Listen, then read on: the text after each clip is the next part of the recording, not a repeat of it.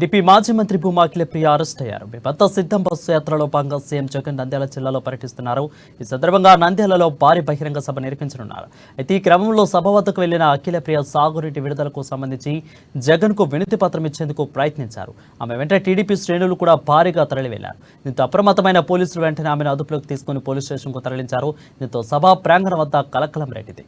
వినతి పత్రం ఇవ్వడానికి వస్తే అరెస్టు చేయడం ఏంటని పోలీసులను టీడీపీ నేతలు ప్రశ్నిస్తున్నారు. అపాయింట్మెంట్ కోసం ప్రయత్నిస్తే సీఎం కార్యాలయానికి స్పందించలేదని, అందుకని నేరుగా సీఎంను కలిసి వినతి పత్రం ఇచ్చేందుకు ప్రయత్నించానని అఖిలప్రియ తెలిపారు.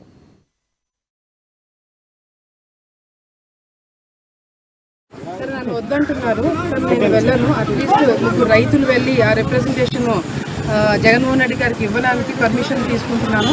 సార్ వెళ్ళి ఇస్తామంటున్నారు. సో వాళ్ళు ఇచ్చినా పర్వాలేదు, నన్ను పంపించినా పర్వాలేదు.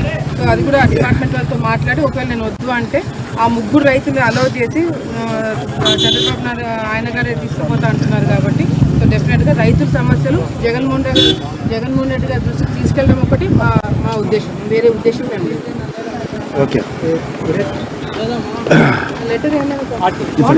రైతుల సమస్యలు వినడానికి ఆలగడ్డకు వచ్చారని చెప్పి అన్నారు. రైతుల సమస్యలు చెప్పుకోవడానికి జగన్మోహన్ రెడ్డి కలవడానికి మేము పోయినప్పుడు అడ్డుకున్నారు. నేనైతే సరే, నేను రాజకీయంగా ఉన్నాను కాబట్టి నన్ను వద్దన్నారు. ఓకే, రైతులు పోయి